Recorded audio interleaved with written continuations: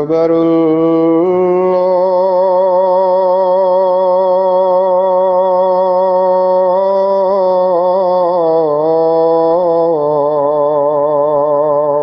أكبر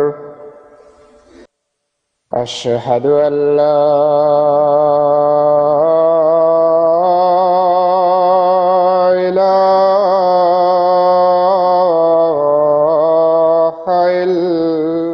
خدائے وحدہ لا شریک نے ہندوستان کی ایک گمنام بستی قادیان سے ایک وجود کو مسیح اور مہدی بنا کر مبعوث کیا۔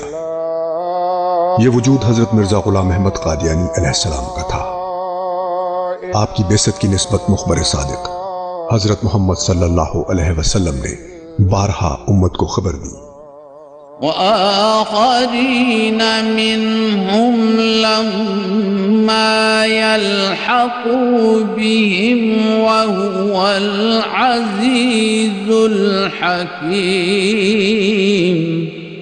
صحابہ نے پوچھا کہ وہ کون لوگ ہیں جو ہم میں سے تو ہیں لیکن ہم سے ملے نہیں، تو آپ نے حضرت سلمان فارسی رضی اللہ عنہ کے کندھے پر ہاتھ رکھ کر فرمایا، لو کان الایمان معلقا عند الثریا لنالہ رجل او رجال من ہؤلاء۔ بخاری کتاب تفسیر سورہ جمعہ۔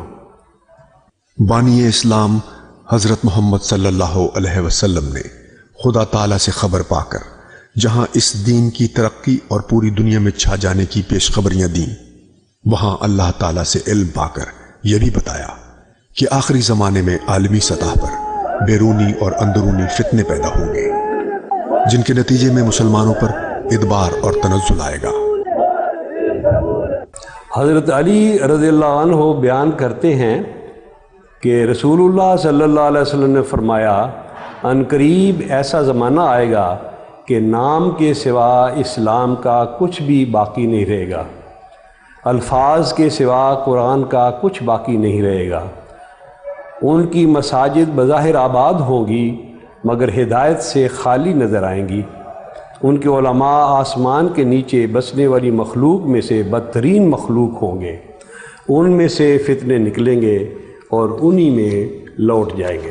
رسول اللہ صلی اللہ علیہ وسلم نے فرمایا کہ میری امت پر بھی وہ حالات آئیں گے جو بنی اسرائیل پر آئے تھے، جن میں ایسی مطابقت ہوگی جیسے ایک پاؤں کے جوتے کی دوسرے پاؤں کے جوتے سے ہوتی ہے۔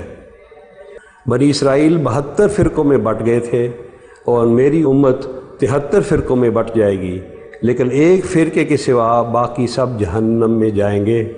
صحابہ نے پوچھا، یہ ناجی فرقہ کون سا ہے؟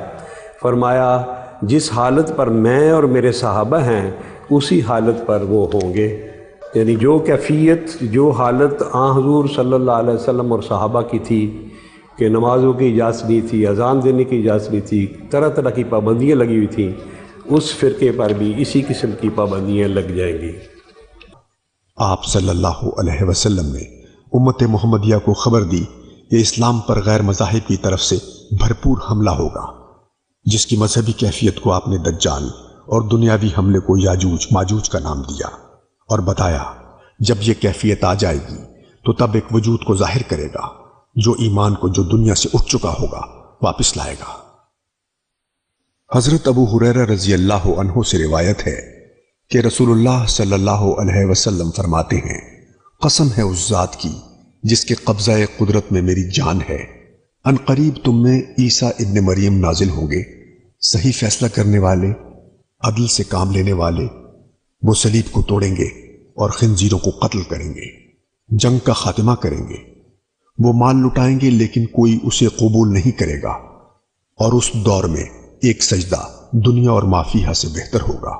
ان احادیث میں حضور صلی اللہ علیہ وسلم نے ہمارے اس زمانے کے بارے میں پیشگوئی فرمائی ہے کہ مسلمانوں کی حالت بہت ہی گری ہوئی ہوگی، وہ گمراہی میں مبتلا ہو جائیں گے اور اس وقت مسلمانوں کے بہت زیادہ فرقے ہو جائیں گے، لیکن ان سب فرقوں میں ایک ہی فرقہ ایسا ہوگا جو صحیح رستے پہ ہوگا۔ جب صحابہ نے پوچھا کہ وہ کون ہیں تو وہ فرمایا، ما انا علیہ و اصحابی، کہ وہ اس حالت پر ہوں گے جس حالت پر میں اور میرے صحابہ ہیں۔ یعنی ان کے ساتھ بھی دوسرے لوگ وہی سلوک کریں گے جو سلوک آج میرے اور میرے صحابہ کے ساتھ کیا جاتا ہے۔